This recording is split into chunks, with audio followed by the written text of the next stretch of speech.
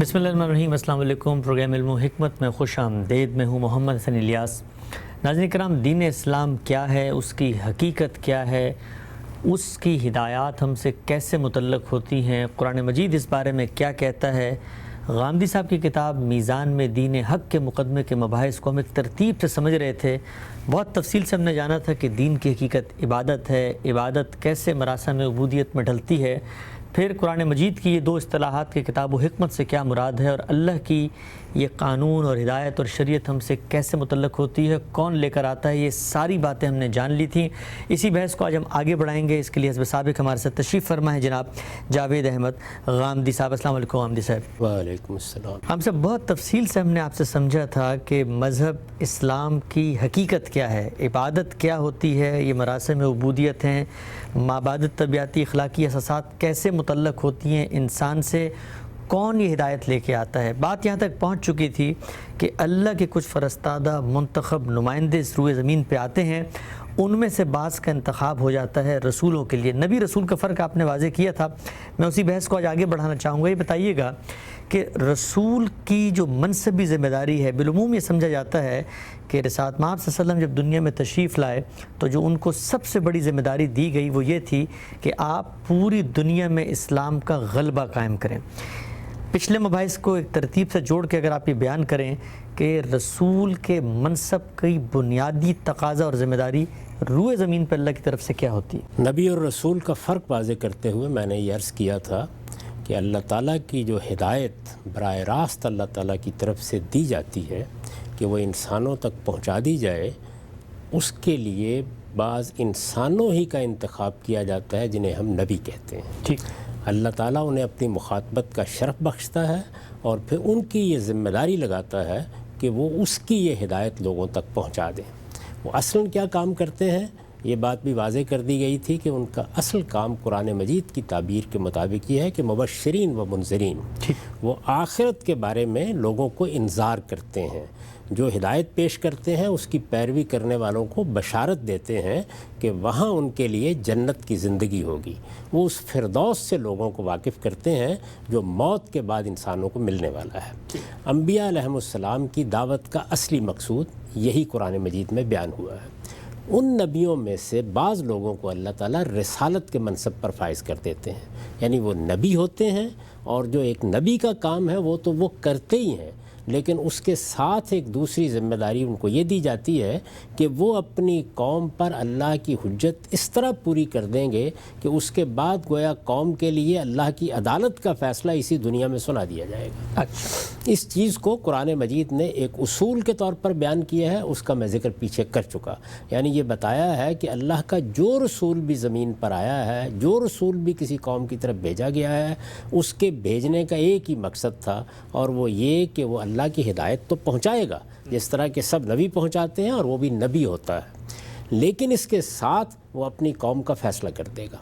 उसकी वजह भी मैंने आपको ये बताई थी कि सारी बहस है क्या, यानी मज़हब की सारी बहस ये है कि इस दुनिया की ज़िंदगी के बाद एक दूसरी ज़िंदगी आने वाली है। पैगंबर उसी के लिए ख़बरदार करते हैं, पैगंबर उसी के बाब में बशारत देते हैं, पैगंबर उसी की तैयारी के लिए अल्लाह ताला जो मुतालबात करता है उनसे लोगों को वाकिफ़ कराते हैं। तो अब ये जो काम वो कर रहे होते हैं, इसमें बुनियादी हकीकत यही है जो लोगों से मनवानी है।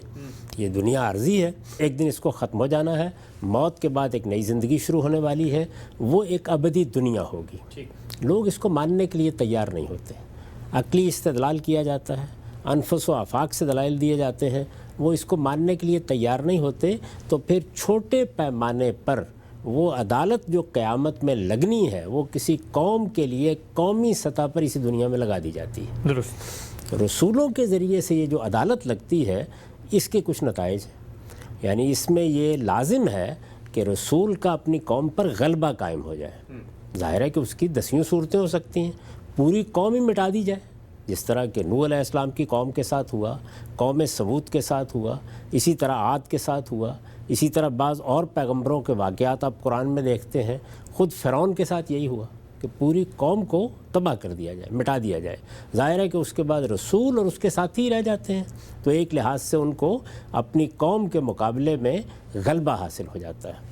اس کو قرآن مجید نے اصول کے طور پر بھی بیان کیا ہے اور یہ کہا ہے کہ لأغلبن انا ورسلی، اچھا، میں نے یہ چیز طے کر رکھی ہے کہ میں اور میرے رسول لازماً برتر رہیں گے.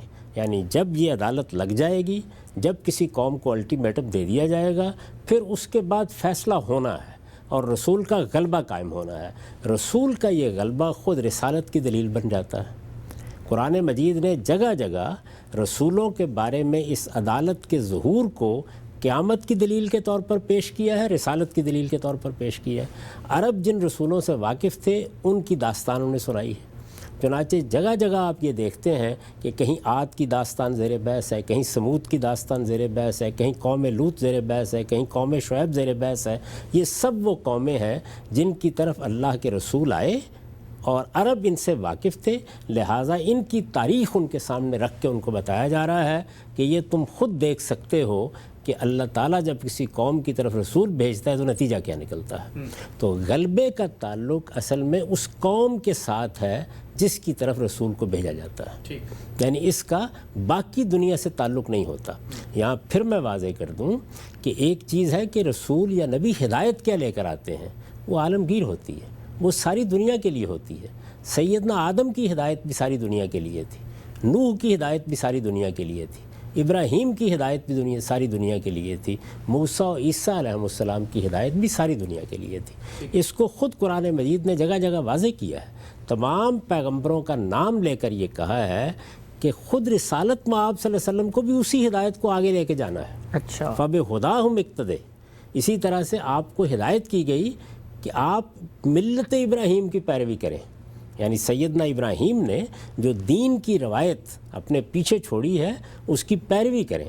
چنانچہ رسالت میں آپ صلی اللہ علیہ وسلم نے پیغمبروں کے دین ہی کو تجدید کر کے، اصلاح کر کے، اگر کوئی ترمیم و اضافہ کہیں مقصود تھا تو وہ کر کے اپنی تصویب سے آگے دنیا کے لیے جاری کر دیا ہے. یہ دین تو ایک عالمگیر صداقت ہے اور دنیا میں ہر شخص تک اس کو پہنچنا چاہیے اور ہر شخص اس کی دعوت کو سننے اور اس کو ماننے کا مکلف ہے. یہ تو ہدایت کا معاملہ ہے. لیکن یہ عدالت کہاں لگنی تھی؟ یہ جہاں پیغمبر آتا ہے، جن لوگوں کو وہ براہ راست مخاطب کرتا ہے، یہ اس کی قوم کے لیے لگتی ہے یا جس علاقے میں اس کو مبعوث کیا جاتا ہے اس میں لگتی ہے. رسالت میں آپ صلی اللہ علیہ وسلم کی بعثت جزیرہ نماء عرب میں ہوئی. چنانچہ آپ کی عدالت جزیرہ نماء عرب اور ان قوموں سے متعلق تھی جن کو براہ راست رسالت میں آپ صلی اللہ علیہ وسلم نے مخاطب کیا، ان تک دعوت پہنچائی. اس لیے وہ عدالت اور اس کے نتائج اس کا باقی دنیا سے تعلق نہیں ہوتا. اچھا، یعنی یہ دو بالکل الگ الگ چیزیں ہیں. چنانچہ قرآن مجید میں بہت سے لوگ جب ان چیزوں کو پڑھتے ہیں تو بعض اوقات ایک کو دوسرے کے ساتھ خلط ملط کر دیتے ہیں. جب وہ دیکھتے ہیں کہ یہ بتایا جا رہا ہے کہ یہ پیغمبر تو القریٰ کے لیے بھیجے گئے ہیں، یہ تو امیوں میں مبعوث کیے گئے ہیں، ان کی دعوت تو اپنی قوم کے لیے ہے، یہ تو ان کو خطاب کر رہے ہیں، تو وہ یہ خیال کرتے ہیں کہ یہ غالباً اس علاقے ہی سے متعلق کوئی دعوت ہے. دوسری جانب جب وہ دیکھتے ہیں کہ یہ پیغمبر تو یہ بتا رہے ہیں کہ یہ ہدایت ہے جو پوری انسانیت کے لیے ہے، تو وہ ہدایت میں اور عدالت میں فرق نہیں کر پاتے. یعنی ہدایت عالمگیر اور عدالت اس علاقے کے لیے، اس قوم کے لیے، رسول کے براہ راست مخاطبین کے لیے. یعنی ہم بالواسطہ مخاطبین ہیں، باقی دنیا بالواسطہ مخاطبین ہے. جب ایک پیغمبر دنیا سے رخصت ہو جاتا ہے، جیسے مسیح علیہ السلام دنیا سے رخصت ہو گئے، ان کی دعوت بھی اقصائے عالم میں پہنچی. اس وقت اگر آپ دیکھیں تو سیدنا مسیح علیہ السلام کی دعوت کو جو لوگ لے کے پہنچے انہوں نے اربوں انسانوں تک وہ دعوت پہنچا دی. ایک بڑی سلطنت نے اس دعوت کو قبول کر لیا، سلطنت روما نے، ہولی رومن امپائر اس کی بنیاد پر قائم ہوئی. تو دعوت، پیغام، ہدایت یہ عالمگیر ہے، یہ آگے بڑھے گی، یہ جائے گی، یہ پوری دنیا کے لیے یکساں ہے. اس کو پوری دنیا کو سننا ہے، پوری انسانیت کو اس کو قبول کرنا ہے. یہ اللہ کی ہدایت ہے. لیکن سیدنا مسیح علیہ السلام کی دینونت کن کے لیے تھی، عدالت کن کے لیے تھی؟ وہ بنی اسرائیل کے لیے تھی. اسی طرح رسالت میں آپ صلی اللہ علیہ وسلم کی بھی دو حیثیتیں ہیں. وہ جو دعوت ہے، جو پیغام ہے، جو ہدایت ہے، جو کتاب آپ چھوڑ کر گئے ہیں، یہ ساری انسانیت کے لیے منبع ہدایت ہے. اسی سے اب انسانیت کو ہدایت پانی ہے. اسی کو میں نے اپنی اس کتاب میں بیان کیا ہے اور پہلے ہی پیرے میں بیان کر دیا ہے کہ اب قیامت تک کے لیے محمد صلی اللہ علیہ وسلم کی ذات والا صفاتی دین کا تنہا ماخذ ہے. یعنی اب اللہ کا دین قیامت تک جس کو بھی حاصل کرنا ہے اسے رسالت بآب صلی اللہ علیہ وسلم کی طرف رجوع کرنا ہوگا۔ رسالت بآب صلی اللہ علیہ وسلم کی طرف جب وہ رجوع کرے گا تو یہ دیکھے گا کہ یہ دین کس صورت میں دیا گیا ہے، وہ قرآن ہے، وہ سنت ہے۔ تو رسالت بآب صلی اللہ علیہ وسلم کے سوا اب دین کا کوئی ماخذ نہ قیامت تک ہے، نہ پیدا ہو سکتا ہے، نہ کسی کے آنے کا کوئی سوال ہے۔ ٹھیک، یہ بنیادی بات ہدایت کے بارے میں ہے، لیکن وہ عدالت جو آپ کے ذریعے سے برپا ہوئی وہ آپ کی قوم، آپ کے براہ راست مخاطبین کے لیے برپا ہوئی۔ یہ جو غلبے کی آیات ہیں قرآن مجید میں، یہ در حقیقت اس چیز کو بیان کرتی ہیں۔ اچھا، یعنی قوم نوح پر سیدنا نوح کو غلبہ حاصل ہوا، قوم سمود پر سیدنا صالح کو غلبہ حاصل ہوا، یا سیدنا ہود کو غلبہ حاصل ہوا۔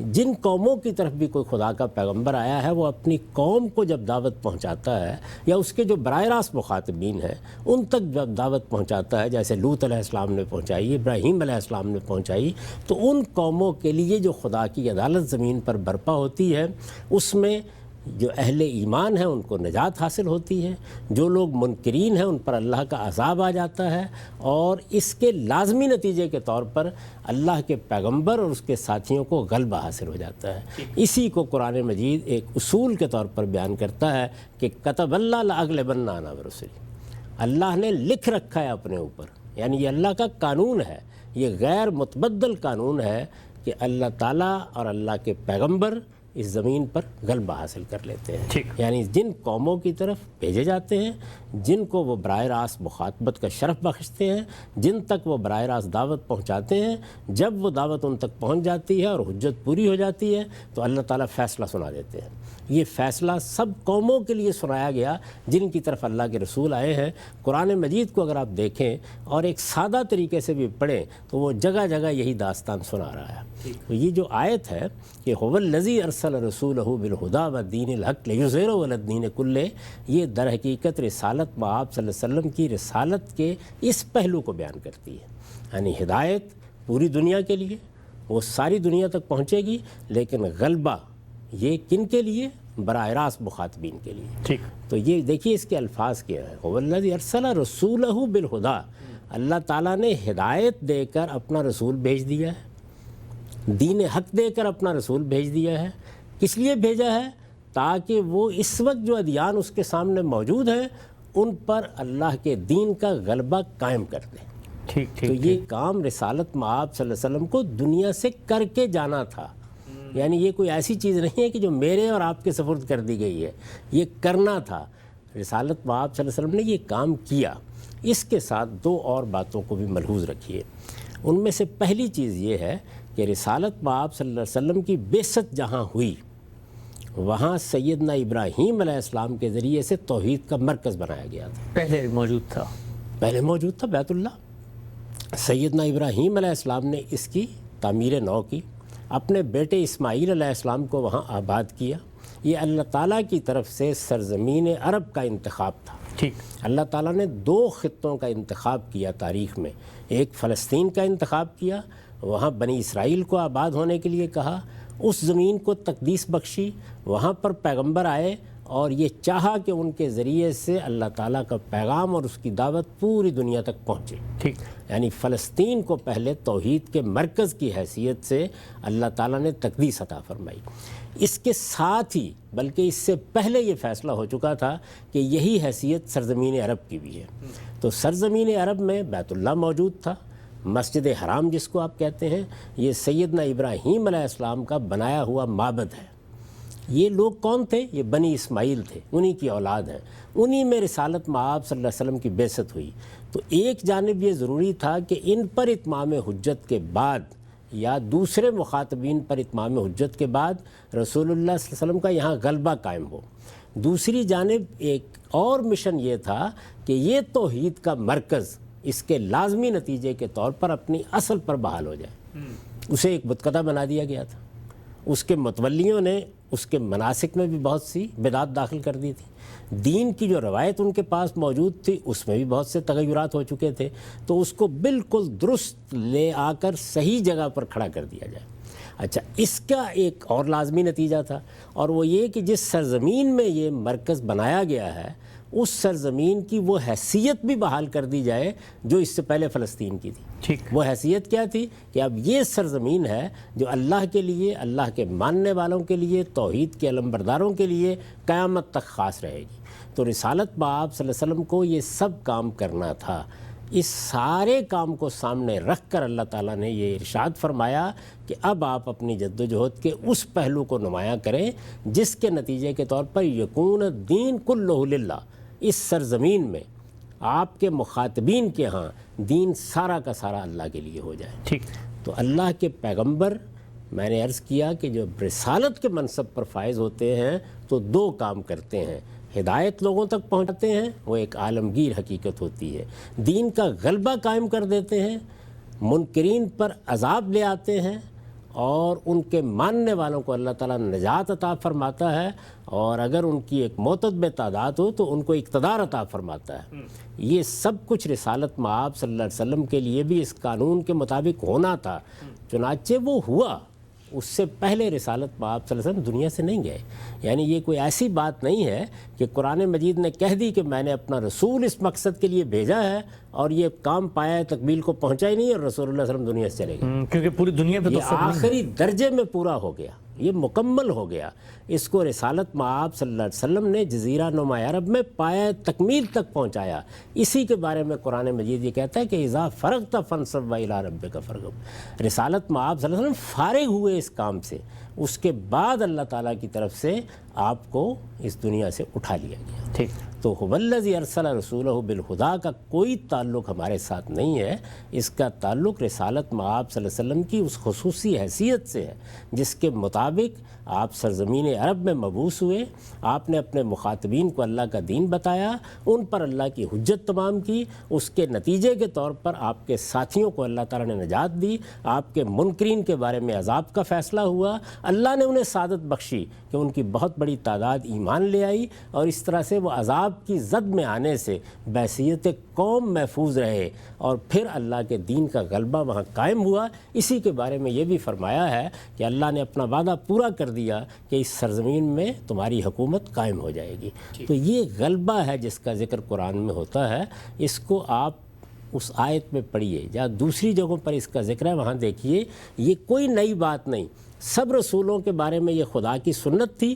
رسالت مآب صلی اللہ علیہ وسلم کے بارے میں اس کے ظہور کی بشارت ان الفاظ میں دی گئی ہے، هو الذی ارسل رسولہ بالہدیٰ ودین الحق لیظہرہ علی الدین کلہ۔ اس سرزمین کے، اس علاقے کے، تمہارے مخاطبین کے جتنے ادیان اس وقت موجود ہیں ان پر اس دین کا غلبہ قائم ہوگا، اور یہ سرزمین عرب ہمیشہ کے لیے اعلان کر دیا جائے گا کہ یہ اسلام کی سرزمین ہے، ٹھیک، یہ بیت اللہ ہے جو توحید کے مرکز کی حیثیت سے اس زمین پر قائم رہے گا۔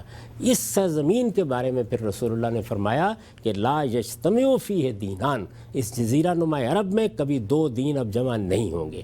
تو یہ یکون الدین کلہ للہ، یا اس طرح سے لیظہرہ علی الدین کلہ، یہ سب تعبیریں در حقیقت رسالت مآب صلی اللہ علیہ وسلم کے مخاطبین کے لیے اختیار کیے گئی ہیں۔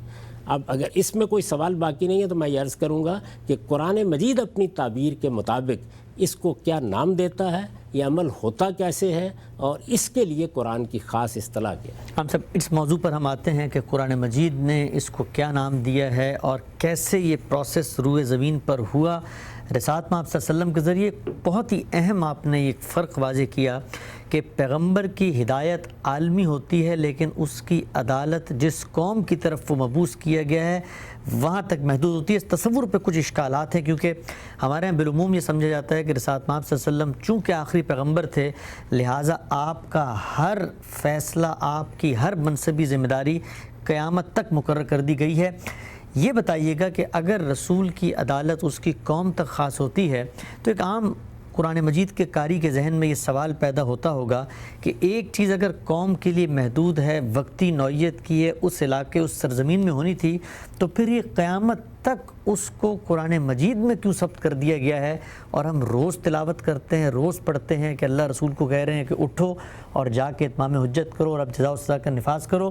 اگر کوئی وقتی چیز تھی تو تا قیامت قرآن میں کیوں ثبت ہے؟ اس لیے کہ آپ کو معلوم ہو کہ کون آیا تھا، کوئی حکیم تھا، کوئی فلسفی تھا، ارسطو افلاطون تھا، خدا کا رسول تھا۔ تو خدا کے رسول نے آ کے کیا کیا تھا؟ میں نے آپ سے عرض کیا ہے کہ یہ عدالت تو برپا اس لیے کی جاتی ہے تاکہ قیامت کی دلیل بن سکے، اچھا، رسول کی رسالت کی دلیل بن سکے۔ کیونکہ رسول کو تو میں نے آج بھی ماننا ہے۔ رسالت آپ صلی اللہ علیہ وسلم کو تو قیامت تک آپ نے ماننا ہے، دین آپ سے لینا ہے، ہدایت آپ سے لینی ہے۔ جب آپ سے ہدایت لینی ہے تو کس حیثیت سے لینی ہے؟ یعنی عقلی طور پر جائزہ لیں گے اور جس طرح کسی فلسفی کی بات مانی جاتی ہے اس طرح مانیں گے؟ رسالت آپ صلی اللہ علیہ وسلم کو دین کے ماخذ کی حیثیت سے، خدا کے نمائندے کی حیثیت سے اور آخری نمائندے کی حیثیت سے ماننا ہے۔ آپ کی ایک ایک بات جو ہے وہ گفتہ اللہ بعد ہے۔ یعنی یہ جو معمولی منصب ہے یہ آپ کے خیال میں بہت بڑا منصب ہے۔ اس حیثیت سے رسالت مآب صلی اللہ علیہ وسلم کو قیامت تک ہم نے ماننا ہے، اسی حیثیت سے قیامت تک دنیا والوں کے سامنے پیش کرنا ہے۔ اس کے لیے یہ ضروری تھا کہ یہ عدالت برپا ہو۔ اور دیکھیے وہ عدالت جس طرح پہلے رسولوں کے باب میں برپا ہوئی، آپ کے معاملے میں برپا ہوئی، اس کی تفصیلات قرآن نے بیان کی ہیں، اس کی پوری تاریخ محفوظ کی ہے۔ پھر میں نے عرض کیا کہ اس کے ساتھ یہ ضروری تھا کہ بیت اللہ جو توحید کا مرکز ہے وہ رسالت مآب صلی اللہ علیہ وسلم کے ماننے والوں کی تولیت میں آئے، اسے شرک سے پاک کیا جائے، اس کی اصل حیثیت بحال کی جائے۔ اور پھر اس کے بعد مزید یہ ضروری تھا کہ سرزمین عرب کے بارے میں وہ فیصلہ کیا جائے جو میں نے آپ کے سامنے رکھا، جس کو رسالت مآب صلی اللہ علیہ وسلم نے ان الفاظ میں بیان کیا کہ لا یجتمع فیہ دینان، یہ سرزمین عرب اللہ کے دین کے لیے قیامت تک کے لیے خاص کر دی گئی ہے۔ اس سرزمین میں اب کوئی غیر مسلم آباد نہیں ہو سکتا، اس میں وہی لوگ آباد ہوں گے کہ جو توحید کے اس مرکز کے پاسبان بن کر رہیں گے، اور قیامت تک اس کی حیثیت کو قائم رکھا جائے گا۔ رسالت مآب صلی اللہ علیہ وسلم اس کو آخری درجے میں بحال کر کے دنیا سے رخصت ہوئے۔ تو یہ وہ ذمہ داری ہے، اسی کی بنیاد پر تو اللہ کے آخری پیغمبر کا تعارف کرانا ہے آپ کو۔ یہ پوری تاریخ قرآن سنائے گا، قرآن مجید ہے ہی اس سرگزشت، اسی کی داستان، اور اسی کو وہ جگہ جگہ بیان کرتا ہے، اور یہ بتاتا ہے کہ ہمارے رسول جب بھی آئے ہیں وہ اپنی قوموں کے لیے عدالت بن کر آئے ہیں۔ یہ بتاتا ہے کہ محمد الرسول اللہ بھی اسی طرح اللہ کے رسول ہیں، اور یہ بتاتا ہے کہ ان کے ذریعے سے یہ عدالت برپا ہوگی، اس کے یہ نتائج نکلیں گے۔ البتہ جو ہدایت وہ لے کر آئے ہیں وہ عالمگیر ہدایت ہے، اس کو سب انسانوں کو سننا ہے، سب کو ماننا ہے، اور قیامت تک کے لیے اب وہی اللہ کی ہدایت ہے، وہی اسلام ہے، اللہ کا دین جس کے لیے سب لوگ جواب دہ ہیں۔ ٹھیک ہے، ہم سب بہت ہی خوبصورتی سے آپ نے اس پہلو کو واضح کیا۔ کچھ اور پہلو، کیونکہ آپ جب یہ فرما رہے ہیں کہ رسالت کا جو منصب رسول اللہ صلی اللہ علیہ وسلم کو دیا گیا وہی ان سے پہلے جب رسول مبعوث ہوئے تو جو صورتحال یہاں درپیش تھی ان کی قوم کے لیے وہ عدالت بن کے آئے، تو پچھلے رسولوں کے ساتھ بھی یہ معاملہ ہونا چاہیے۔ ایک مثال میں آپ کے سامنے رکھتا ہوں، مجھے اطلاق کر کے بتائیے کہ وہاں پر یہ معاملہ کیسے ہوا تاکہ اس پورے رسالت کے کانسیپٹ کو مزید ہم وضوح سے سمجھیں۔ سیدنا مسیح علیہ السلام، سیدنا مسیح علیہ السلام پیغمبر صلی اللہ علیہ وسلم سے پہلے آنے والے ایک رسول ہیں۔ ہم یہ دیکھتے ہیں قرآن مجید ان کی داستان سناتا ہے کہ ان کے تو لوگ قتل کے در پہ ہو گئے اور اللہ نے ان کو اٹھا لیا۔ وہاں پر وہ رسول نے مشن پورا کیا، مخاطبین پہ اتمام حجت، خدا کی عدالت، دینونت کا ظہور، عذاب، جزا و سزا، وہ تو نظر ہی نہیں آتی وہاں۔ سب رسولوں کے بارے میں ایسے ہی ہوا، ان کی قوم ان کے قتل کے در پہ ہو گئی، مارنے کے لیے دوڑے۔ سیدنا لوط علیہ السلام کا واقعہ قرآن میں پڑھیے، شعیب علیہ السلام کا واقعہ پڑھیے، خود سیدنا موسیٰ علیہ السلام کو فرعون سے جو مسائل پیش آئے، تو سب رسولوں کے ساتھ ایسے ہی ہوا۔ رسولوں کے ہاں یہ چیز ہوتی کیسے ہے، یعنی کس طرح سے یہ حجت تمام ہوتی ہے؟ ظاہر ہے وہ اللہ کا پیغام پہنچاتے ہیں، وہ اللہ کے دین کی شہادت اپنی قوم پر قائم کرتے ہیں۔ اس کے لیے قرآن کی اصطلاح ہے شہادت۔ رسالت مآب صلی اللہ علیہ وسلم کو اسی پس منظر میں شاہدن علیکم کہا گیا ہے، یعنی وہ گویا کہ اپنے وجود سے اللہ کی اپنے ساتھ مائیت کے ظہور سے اللہ کی گواہی بن جاتے ہیں۔ سب رسول ان مراحل سے گزرتے ہیں، سیدنا مسیح علیہ السلام بھی ان مراحل سے گزرے۔ ان کی بعثت کن کی طرف ہوئی تھی؟ بنی اسرائیل کی طرف۔ ہدایت ان کی بھی عالمگیر تھی، وہ بھی یہی پیغام لے کے آئے تھے۔ آج بھی انجیل میں وہی پیغام بیان ہوتا ہے، قرآن مجید انجیل کو اسی حیثیت سے پیش کرتا ہے، لیکن ان کی عدالت بنی اسرائیل کے لیے تھی، ان کی اپنی قوم کے لیے۔ جب رسول کی عدالت کا فیصلہ ہوتا ہے تو اس میں رسول کو سب سے پہلے قوم میں سے نکال لیا جاتا ہے۔ قرآن مجید نے اس کو بیان کیا ہے کہ ہماری عدالت کا فیصلہ اس وقت تک صادر نہیں ہوتا جب تک اللہ کا رسول اپنی قوم کے اندر موجود ہو۔ تو رسول کو نکالنے کی دو صورتیں ہوتی ہیں، ایک یہ کہ وہ وہاں سے نکلے اور کسی دوسری بستی میں چلا جائے، جیسے رسالت مآب صلی اللہ علیہ وسلم وہاں سے نکلے اور یثرب میں چلے گئے، اور یہ معلوم ہے کہ کب نکلے تھے، اس رات نکلے تھے جب آپ کو معاذ اللہ خاکم بدہن قتل کر دینے کا فیصلہ ہو گیا تھا، ٹھیک، اسی وقت نکلے تھے۔ تو جس وقت اللہ تعالیٰ اپنے پیغمبر کو نکال دیتے ہیں اس کے بعد عدالت کا ظہور ہوتا ہے۔ دوسری صورت کیا ہوتی ہے کہ رسول کو وفات دے دی جاتی ہے، اچھا، اما نرینک بعض الذی نعدہم اور نتوفینک۔ اس کو خود قرآن مجید نے کئی جگہوں پر بیان کر دیا ہے، یعنی دو صورتیں ہوں گی، یا آپ کے سامنے یہ چیز ہو جائے گی، آپ کو کسی دوسری بستی میں نکال لیا جائے گا، اور یا کیا ہوگا جس کو ہجرت کہتے ہیں، ہجرت اور برات، اور یا کیا ہوگا ہم آپ کو وفات دے دیں گے۔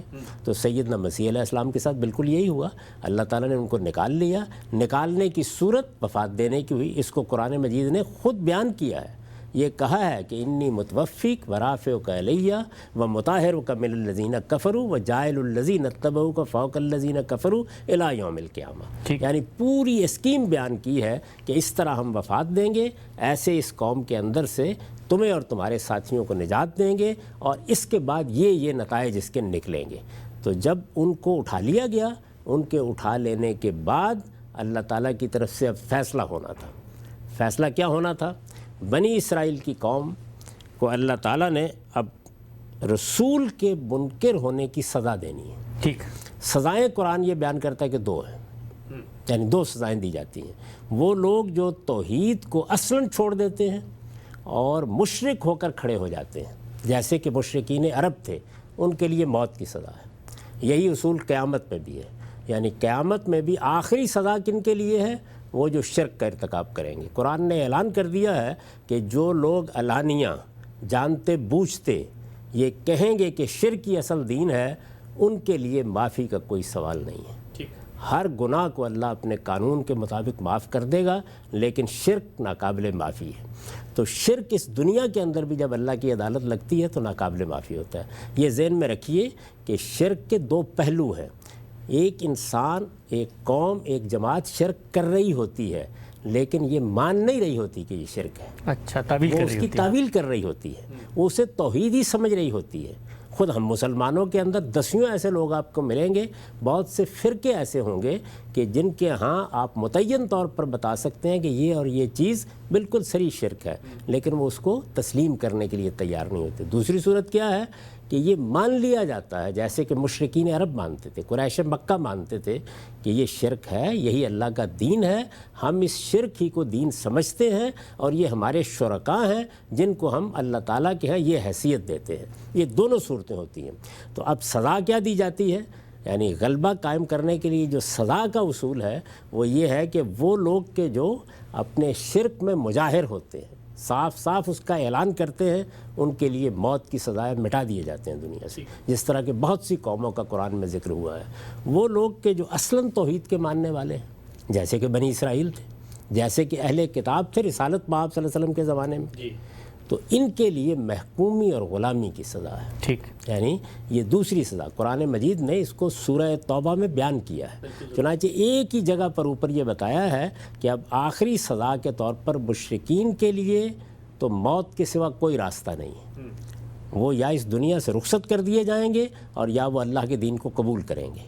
اور اہل کتاب کے بارے میں یہ فرمایا ہے کہ حتیٰ یؤتوا الجزیۃ عن ید وہم صاغرون، اگر وہ جزیہ دے کر اور پستی کو قبول کر کے دین کی بالا تری کو مان کر محکومی کی زندگی پر راضی ہو جائیں تو ان کے لیے زندگی کی ضمانت ہے۔ تو ان کی سزا کیا ہے؟ محکومی اور غلامی۔ ٹھیک، تو بنی اسرائیل توحید کے ماننے والے ہیں، آج بھی یہی صورتحال ہے، اس وقت بھی یہی صورتحال تھی۔ وہ کبھی شرک کو دین کے طور پر اختیار کرنے کے لیے تیار نہیں ہوئے، شرک کرتے ہیں، اس شرک کی قرآن نے مثالیں دی ہیں۔ اہل کتاب کا معاملہ بھی یہی ہے، یعنی مسیحیوں کا شرک قرآن میں زیر بحث ہے لیکن وہ اس کو ماننے کے لیے تیار نہیں ہے۔ وہ یہ کہتے ہیں کہ جو کچھ ہم کر رہے ہیں یہ توحید کا عین تقاضا ہے، وہ اس کو توحید ہی کے طور پر پیش کرتے ہیں۔ تو یہ جو لوگ ہیں ان کے لیے پھر موت کی سزا نہیں ہوتی۔ ٹھیک، چنانچہ غلامی اور محکومی کی سزا دینے کا فیصلہ کیا گیا۔ غلامی اور محکومی کی سزا کون دے گا؟ کہا کہ ظاہر بات ہے کہ موت کی سزا کے لیے تو خدا کے فرشتے آئیں گے اور اٹھا کر پھینک دیں گے، جیسے انہوں نے قوم لوط کو پھینک دیا، قوم عاد کو پھینک دیا، قوم ثمود کو پھینک دیا۔ اللہ تعالیٰ یہ کہتے ہیں کہ سیدنا مسیح کے پیروکار تو 8 10 12 سے زیادہ تھے ہی نہیں، جی، یہی ان کے حواری تھے، کوئی ان کو دارالہجرت میسر نہیں تھا، وہ کہیں جاتے اور وہاں جا کر اپنی کوئی حکومت قائم کرتے تو اللہ تعالیٰ ان کے ذریعے سے سزا دیتا، جیسے کہ صحابہ کرام کے معاملے میں ہوا۔ تو پھر اللہ تعالیٰ یہ فرماتے ہیں کہ میں اپنے اولی باسن شدید بندوں کو اٹھا لایا، ان کو میں نے اعلیٰ اور جاریہ بنایا، اور تیتس رومی نے 70 میں آ کر بالکل تباہ و برباد کر کے رکھ دیا۔ اچھا، یعنی یہ وہ دوسرا واقعہ ہے جس کو سورہ بنی اسرائیل میں قرآن نے بیان کیا ہے کہ سیدنا مسیح علیہ السلام کی بعثت کے بعد، اور خود سیدنا مسیح علیہ السلام انجیل میں یہ فرماتے ہیں کہ یہ میرے سامنے جو اس وقت لوگ ہیں ان میں سے کوئی دنیا سے رخصت نہیں ہوگا، اس سے پہلے جو کچھ قوم نوح کے ساتھ ہوا تھا وہ ان کے ساتھ بھی ہو جائے گا۔ چنانچہ یہ ہو گیا، اور یہ معلوم ہے آپ کو کہ اس کے بعد بنی اسرائیل پر کیا گزری، یروشلم پر کیا گزری، جو کچھ وہاں ان کی تنصیبات تھی ان پر کیا گزری، کس طرح سے محکومی میں یہ ڈال دیے گئے اور کس عذاب سے یہ دوچار ہوئے، یہاں تک کہ دنیا میں ان کو بکھیر کر رکھ دیا گیا، ٹھیک، سوائے محکومی اور غلامی کے کوئی چیز باقی نہیں رہی۔ تو یہ عذاب تھا جو نازل ہو گیا۔ اس کے بعد ایک دوسرا پہلو ہے جس کو قرآن بیان کرتا ہے، اور وہ یہ کہ اب مسیح کے ماننے والوں کی دعوت شروع ہوئی، اور یہ کہتا ہے کہ یہ بنی اسرائیل میری منتخب قوم تھی، لہٰذا یہ دوسرا پہلو ان کے ساتھ اس طرح ظہور میں آیا کہ جاعل الذین اتبعوک فوق الذین کفروا الی یوم القیامہ، اب قیامت تک مسیح کے ساتھ نسبت رکھنے والے، مسیح کو ماننے والے یہ بالا دست رہیں گے، اور بنی اسرائیل ان کے تحت ہی زندگی بسر کریں۔ ہم سب بہت ہی تفصیل سے آپ نے بتایا کہ کیسے سیدنا مسیح علیہ السلام کے ساتھ یہی معاملہ ہوا، اور ان کی قوم پر جو عذاب آیا اس کی نوعیت کیا تھی۔ اس سے بالکل واضح ہو جاتا ہے دور دو چار کی طرح کہ رسالت کے منصب پر جب کسی کو فائز کیا جاتا ہے تو اس کے کیا نتائج نکلتے ہیں۔ ایک ضمنی سوال ذرا یہاں پر مجھے بتائیے گا کہ کتنے عرصے بعد سیدنا مسیح کے رخصت ہونے کے کتنے سالوں بعد وہ جو نسل تھی، وہ جو منکرین تھے، کہ ان کی زندگی میں جنہوں نے انکار کیا تھا یہ ان کے اوپر غلبے کا عذاب آ گیا تھا؟ اس طرح بالکل اسی طرح ہوا ہے، یعنی ان کے 15-20 سال بعد یہ بائبل سے معلوم ہو جاتا ہے کہ وہ ابھی کوئی 50-52 سال ہی کے تھے جب کہ دنیا سے رخصت ہو گئے۔ یہ 30 سال کی تو محض ایک داستان ہے جو لوگوں میں مشہور ہو گئی ہے۔ میں نے اس پر بڑی تفصیلی گفتگو بھی کی ہے، اگر آپ دیکھیں تو ایک سیریز میں میں نے یہ بتایا ہے کہ کس جگہ پر یہ ذکر ہوا ہے، انجیل میں کہاں یہ دعوت مذکور ہے، خود مسیح علیہ السلام نے کس طرح اس کو بیان کیا ہے۔ اس کے بعد سن 70 میں رومی تیتس نے حملہ کیا اور پھر پورے کے پورے یروشلم کی اینٹ سے اینٹ بجا دی، اور جس طریقے کا عذاب ان پر آیا اس کی تفصیلات رونگٹے کھڑے کر دینے والی ہیں۔ ٹھیک، یہ کوئی معمولی حادثہ نہیں تھا، اس کی تفصیلات کسی وقت پڑھیں تو اندازہ ہوتا ہے کہ اللہ تعالیٰ کس طریقے سے اس طرح کی قوموں کے اوپر اپنی عدالت کو ظاہر کرتا ہے۔ سورہ بنی اسرائیل میں اسی کو دوسرا واقعہ بیان کیا ہے، یہ بتایا ہے کہ پہلی مرتبہ تم نے سرکشی کی تو تمہارے ساتھ کیا ہوا، دوسری مرتبہ سرکشی کی تو تمہارے ساتھ کیا ہوا۔ ٹھیک ہے، ہم سب آگے بڑھاتے ہیں اس موضوع کو۔ یہ بتائیے گا کہ جو رسالت کے منصب کی آپ نے ایک تفصیل بتائی اور بتایا کہ کیسے اللہ تعالیٰ ان کے ذریعے سے ان کی قوم پر اتمام حجت کے بعد دنیا میں فیصلہ کرتا ہے، ایک عدالت برپا ہوتی ہے، ایک دینونت صغریٰ۔ سوال یہ ذہن میں آتا ہے کہ رسول اللہ صلی اللہ علیہ وسلم تشریف لائے ہیں، باقی انبیاء کا، رسولوں کا تو آپ نے ذکر کیا، وہ آئے لیکن ان کے بعد رسولوں کا سلسلہ جاری تھا۔ رسالت مآب صلی اللہ علیہ وسلم تو آخری رسول ہیں، یہ کیوں نہیں کہا جا سکتا کہ رسول اللہ صلی اللہ علیہ وسلم کے ذریعے جو کام باقی رسولوں نے اپنی قوموں پہ کیا، وہ اتمام حجت، وہ پوری دنیا میں اللہ کا پیغام پہنچا کے دلائل کو واضح کر دینا، یہ عمل عالمی سطح پہ رسول اللہ صلی اللہ علیہ وسلم کے ذریعے ہو گیا ہے۔ تو جو کام رسول اللہ صلی اللہ علیہ وسلم نے اپنے علاقے میں اپنی زندگی میں کیا، اب باقی قوم، باقی مسلمانوں کی ذمہ داری ہے کہ وہ باقی دنیا میں کریں، کیونکہ وہ آخری رسول ہے۔ یہ اللہ کے آخری رسول کی دعوت ہمارے پاس ہے، پیغام ہمارے پاس ہے۔ اللہ کے رسول نے وہ پیغام بنی اسماعیل کو دیا، اپنی قوم کے لوگوں کو دیا، انہوں نے باقی انسانوں تک پہنچایا، ہم سب اسی کی بنیاد کے اوپر ایمان لائے ہیں۔ یہ اتمام حجت کا اہتمام ہے، یعنی قرآن کی صورت میں، اس سرگزشت کی صورت میں، وہ دینونت جو ظاہر ہے اس کی صورت میں، لیکن اس اتمام حجت کا نتیجہ کیا ہے وہ اب قیامت میں نکلے گا۔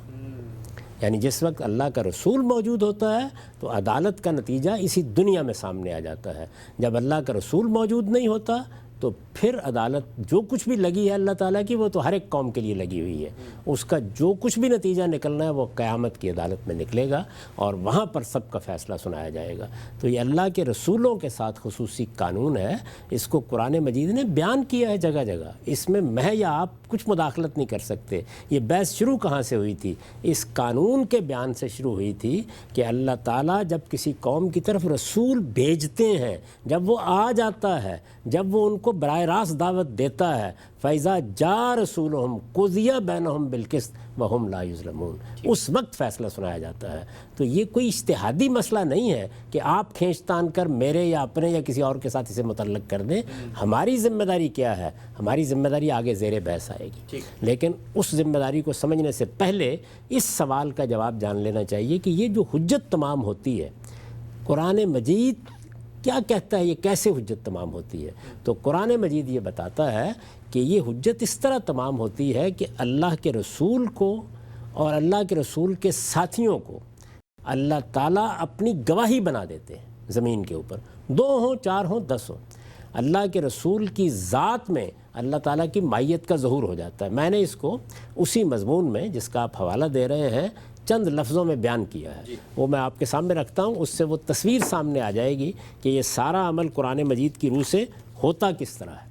اوپر میں نے یہ بیان کیا ہے کہ رسالت یہ ہے کہ نبوت کے منصب پر فائز کوئی شخص اپنی قوم کے لیے اس طرح خدا کی عدالت بن کر آئے کہ اس کی قوم اگر اسے جھٹلا دے تو اس کے بارے میں خدا کا فیصلہ اسی دنیا میں اس پر نافذ کر کے وہ حق کا غلبہ عملاً اس پر قائم کر دے۔ یہ ہے رسالت کا قانون۔ اسی کے تحت یہ فرمایا کہ کتب اللہ لاغلبن انا ورسلی، اسی کے تحت یہ فرمایا کہ اللہ کا رسول اس وقت آ گیا ہے تو هو الذی ارسل رسولہ بالہدی ودین الحق لیظہرہ علی الدین کلہ۔ اب یہ ہوتا کیسے ہے؟ تو میں نے لکھا ہے کہ اس کی صورت یہ ہوتی ہے کہ اللہ تعالیٰ ان رسولوں کو اپنی دینونت جزا و سزا، دنیا میں جزا و سزا کا ظہور یہ قومی سطح پر ہوتا ہے، افراد کی سطح پر نہیں ہوتا۔ اس کی صورت یہ ہوتی ہے کہ اللہ تعالیٰ ان رسولوں کو اپنی دینونت کے ظہور کے لیے منتخب فرماتا اور پھر قیامت سے پہلے ایک قیامت صغریٰ ان کے ذریعے سے اسی دنیا میں برپا کر دیتا ہے۔ اچھا، یعنی وہ قیامت جو سب کے لیے برپا ہونی ہے وہ قیامت کبریٰ ہے، اور یہ ایک قیامت صغریٰ، ایک چھوٹی قیامت انہیں بتا دیا جاتا ہے، انہیں یعنی رسولوں کو انہیں کہ اگر آپ SOPs مینٹین کریں تو آپ انفیکٹیوٹی ریٹ رہیں گے۔ یعنی اللہ ایک ہستی کا رسول کی حیثیت سے انتخاب کرتے ہیں اور پھر اس سے کہتے ہیں کہ وہ خدا کے ساتھ اپنے میثاق پر قائم رہیں گے تو اس کی جزا اور اس سے انحراف کریں گے تو اس کی سزا انہیں دنیا ہی مل جائے گی۔ اچھا، یعنی گویا خدا خود اپنے رسول کی ذات کو جزا و سزا کا نمونہ بنا کے دنیا کے سامنے رکھ دیتے ہیں، بھیج دیتے ہیں۔ اس کا نتیجہ یہ نکلتا ہے کہ ان کا وجود لوگوں کے لیے ایک آیت الہی بن جاتا ہے، اللہ کی ایک نشانی، اور وہ خدا کو گویا ان کے ساتھ زمین پر چلتے پھرتے اور عدالت کرتے ہوئے دیکھتے ہیں۔ اچھا، یعنی رسول کی ذات خدا کے نمائندے کی حیثیت سے اس کی عدالت کا نمونہ بن جاتی ہے۔ اس کے ساتھ انہیں حکم دیا جاتا ہے کہ حق کی جو نشانیاں خود انہوں نے بچشم سر دیکھ لی ہیں، یعنی ان کو وہ نشانیاں دکھائی جاتی ہیں، ان کی بنیاد پر اس کی تبلیغ کریں، حق کی تبلیغ کریں، اور اللہ تعالیٰ کی ہدایت بے کم و کاست اور پوری قطعیت کے ساتھ لوگوں تک پہنچا دیں۔ یعنی اپنی ذات میں خدا کی شہادت بن جائیں اور اپنی زبان سے وہ ہدایت جو ان کو دی گئی ہے وہ لوگوں تک پہنچائیں۔ قرآن کی تعبیر کے مطابق یہ شہادت ہے۔ اچھا، یعنی اس کو قرآن مجید اپنی اصطلاح میں، جیسے نبوت ایک اصطلاح ہے، رسالت ایک اصطلاح ہے، اسی طرح ایک شہادت اصطلاح ہے قرآن کی۔ تو قرآن اپنی تعبیر کے مطابق اس کو کیا کہتا ہے؟ شہادت کہتا ہے۔ یہ جب قائم ہو جاتی ہے، یعنی شہادت قائم ہو گئی، گواہی قائم ہو گئی، تو دنیا اور آخرت دونوں میں فیصلہ الہی کی بنیاد بن جاتی ہے۔ دنیا میں بھی فیصلہ ہوتا ہے جس طرح کہ قوم عاد کے لیے ہوا، قوم سمود کے لیے ہوا، قوم نوح کے لیے ہوا، اور جیسے کہ رسالت مآب صلی اللہ علیہ وسلم کی قوم کے لیے ہوا۔ چنانچہ اللہ تعالیٰ ان رسولوں کو غلبہ عطا فرماتا اور ان کی دعوت کے منکرین پر اپنا عذاب نازل کر دیتا ہے۔ نبی صلی اللہ علیہ وسلم کو قرآن مجید میں شاہد اور شہید اسی بنا پر کہا گیا ہے. یعنی رسالت میں آپ صلی اللہ علیہ وسلم کو نبی بھی کہا گیا ہے، رسول بھی کہا گیا ہے اور شاہد بھی کہا گیا ہے. دیکھیے سورہ مزمل میں ہے انا ارسلنا الیکم رسولا شاہدا علیکم کما ارسلنا الی فرعون رسولا. تمہاری طرف ہے قریش مکہ، ہم نے اسی طرح ایک رسول تم پر گواہ بنا کے بھیجا ہے جس طرح ہم نے فرعون کی طرف ایک رسول بھیجا تھا.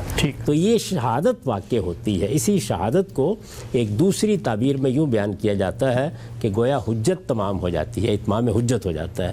اتمام حجت کہیے، شہادت کہیے، یہ وہ عمل ہے جس کے بعد اللہ تعالیٰ کسی قوم کو یا رسول کے مخاطبین کو اسی دنیا میں سزا دیتے ہیں، اور وہ لوگ جو رسول کے ساتھی ہوں ان کو نجات دیتے، ان کو غلبہ عطا فرماتے اور ان کی برتری قائم کر دیتے ہیں. ٹھیک، ہم سے بہت ہی تفصیل سے آپ نے بات بتائی. میں بحث کو سمیٹتے ہوئے آخر میں آپ سے جاننا چاہوں گا، یہ جس فرق کو آپ نے اتنی گہرائی میں اتر کے واضح کیا خود قرآن مجید کی نصوص سے کہ پیغمبر کی عدالت کیسے اس کی قوم سے متعلق ہوتی ہے، اس فرق کو نہ سمجھنے کی وجہ سے عملی طور پر کیا کوئی نتیجہ مرتب ہوا؟ کیا کوئی جو دین کی تقاضے تھے، دین پر عمل درآمد کرنے کی ایک جو تصویر تھی، ایک شاکلہ تھی، حیت تھی، اس میں بھی کوئی تبدیلی آئی دنیا میں عملی طور پر؟ پھر کیا فرق واقع ہوگا؟ وہی فرق جس کو ابھی آپ نے ایک سوال سے خود میرے سامنے رکھ دیا تھا. یعنی ظاہر ہے کہ اگر یہ بات واضح نہ ہو کہ یہ اللہ کے رسولوں کا کام ہے، وہ اس طریقے سے کرتے ہیں، یہ شہادت اس طرح سے واقع ہوتی ہے، اس کا نتیجہ اس طرح سے نکلتا ہے، اس کی تاریخ یہ ہے، میں یہ بتا چکا کہ یہ کیا کیوں جاتا ہے تاکہ رسول کی رسالت کی آخری دلیل بن سکے. اگر اس کو آپ اس طریقے سے نہیں سمجھیں گے تو یہ کام آپ سمجھیں گے کہ آپ نے بھی کر ڈالا ہے، میں نے بھی کر ڈالا ہے. تو جس طریقے سے اس چیز کا راستہ روکنا ضروری ہے کہ نبوت ختم ہو گئی، اسی طرح اس کا بھی راستہ روکنا ضروری ہے کہ رسالت بھی ختم ہو گئی. یعنی یہ بتانا ضروری ہے. نبوت ختم ہو گئی کا مطلب کیا ہے؟ اب اللہ تعالیٰ کی طرف سے، یہ آگے جا کے ہم اس کو تفصیل سے بیان کریں گے، اللہ تعالیٰ کی طرف سے اب کسی کو زمین پر لوگوں کی ہدایت کے لیے مامور نہیں کیا جائے گا. آخری نبی کی حیثیت محمد الرسول اللہ کو حاصل ہے. رسالت بھی ختم ہو گئی ہے. یعنی اب اس زمین کے اوپر لوگوں پر خدا کا عذاب نہیں آئے گا، اب اس طرح سے قوموں کا استحصال نہیں ہوگا. اب کسی کو یہ حق حاصل نہیں ہے کہ وہ کسی قوم کے خلاف اپنی دعوت کے نتائج کی بنیاد پر کوئی اقدام کرے. ظاہر ہے کہ یہ بہت بڑا فرق ہے جس کے نتیجے میں دنیا کے اندر آپ کے قانون میں تبدیلی ہوگی، آپ کے طرز فکر میں تبدیلی ہوگی، آپ کے دعوتی کردار میں تبدیلی واقع ہو جائے گی. تو اب ہمارے لیے کوئی راستہ اس کے سوا نہیں ہے کہ ہم اللہ کا پیغام لے کے دنیا تک پہنچیں اور استدلال کے ساتھ اس پیغام کو واضح کریں. اس کے وہ نتائج جو رسولوں کے لیے نکلتے ہیں وہ آخری بار تاریخ میں نکل چکے ہیں، وہ اب نہیں نکلیں گے. ٹھیک، ہم سب آخری سوال آج کے نشست کا، اور وہ سوال یہ ہے کہ اس پوری بحث میں ہم نے چونکہ بہت تفصیل سے اس بات پہ زور دیا کہ رسول جب آتے ہیں جزا و سزا ہوتی ہے، قومیں صفحہ ہستی سے مٹا دی جاتی ہیں، غلبہ ہوتا ہے، محکومی ہوتا ہے. اس سب کو سننے کے بعد وہ جو بحث ہم نے شروع کی تھی کہ دین کی حقیقت، عبادت، خشوع، تذلل، اللہ تعالیٰ سے تعلق کا اظہار میرے اندر سے اٹھتا ہے، یہ اللہ کا رسولوں کو بھیج کے دنیا کے اسٹیج پہ یہ کرنا بظاہر تو لگتا ہے کہ قتل و غارت گری بھی ہو رہی ہے، لوگوں کا خون بھی بہہ رہا ہے، لوگ محکوم بھی بن رہے ہیں.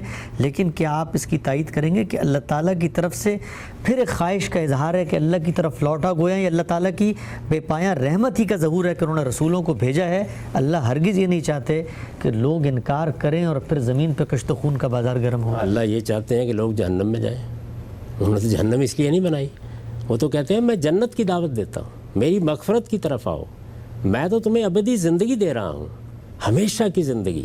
کوئی معمولی چیز ہے یہ؟ یعنی سوچئے کہ کسی مخلوق کو اس کا خالق یہ کہہ رہا ہے کہ ابدی زندگی، خالدین فیہا ابدا، اتنی بڑی بات ہے یہ. لیکن اگر ایسا نہیں کرو گے تو پھر بہرحال میں نے تمہیں شعور دیا ہے، میں نے خیر و شر کی حقیقت تمہیں بتائی ہے، پھر اس کا نتیجہ نکلے گا. اور وہ نتیجہ کیا ہے؟ جزا و سزا. اب اگر جزا و سزا ایک حقیقت ہے تو پھر ظاہر ہے کہ یہی سب سے بڑی دعوت کا موضوع ہے. تو میں نے عرض کیا کہ قیامت کی جزا و سزا ہی پیغمبروں کی دعوت کا موضوع ہے. وہ دنیا میں آپ کے مسائل حل کرنے نہیں آئے، اس کے لیے اللہ نے انسان کو بہت عقل دے رکھی ہے، وہ یہ بتانے آئے ہیں کہ یہ دنیا ختم ہونے والی ہے، اس کے بعد ایک نئی دنیا وجود میں آئے گی، یہ جو کچھ تم اپنے اوپر کائنات دیکھ رہے ہو اس کو اللہ تعالیٰ ایک نئی کائنات کی صورت دیں گے، وہ ابدی کائنات ہوگی، اس میں تم بسائے جاؤ گے، اس کے لیے انتخاب کیا جا رہا ہے تمہارا، یہ دعوت دیتے ہیں۔ تو ظاہر ہے جب یہ دعوت وہ دیتے ہیں تو اس نتیجے کو بتائیں گے نا، لوگ نہیں مانتے تو پھر یہ قیامت برپا کر کے ان کو بتایا جاتا ہے کہ خدا کا عقاب ایسا ہوگا، اس کی گرفت ایسی ہوگی، یہ دنیا میں جس طرح اس نے عاد و سمود کو پکڑا ہے پورے انسانوں کو بھی فردن فردن اسی طرح پکڑے گا۔ ہم سب بہت ہی تفصیل سے اور بڑی ہی وضاحت سے آج آپ نے بتایا۔ ناظرین، آج ہم نے بہت ہی اہم موضوع پر گفتگو کی، اور وہ یہ کہ رسولوں کی جو منصبی ذمہ داری ہے وہ کیسے ان کے لیے، ان کی قوموں کے لیے خاص ہوتی ہے۔ رسولوں کی ہدایت عالمی ہے، آفاقی ہے، لیکن رسولوں کی عدالت، وہ جزا و سزا جس پر اللہ انہیں مامور کرتا ہے، ان کی قوم کے لیے خاص ہے۔ اس پر ہم نے غامدی صاحب کا نقطہ نظر جانا، لیکن کچھ اہم سوالات ابھی باقی ہیں، مثلاً یہ کہ وہ سزا پھر نافذ کیسے ہوئی، اور اس کے بعد اللہ کے دین کا آگے کیا تقاضا تھا جو رسول کی قوم سے متعلق ہوا۔ انشاءاللہ اس کو آئندہ نشست میں زیر بحث لائیں گے۔ ہمارے پروگرام کا یہاں پہ وقت ختم ہوتا ہے۔ کوئی فیڈ بیک دینا چاہیں تو ای میل کیجیے۔ مجھے یاد دیجیے۔ اللہ حافظ۔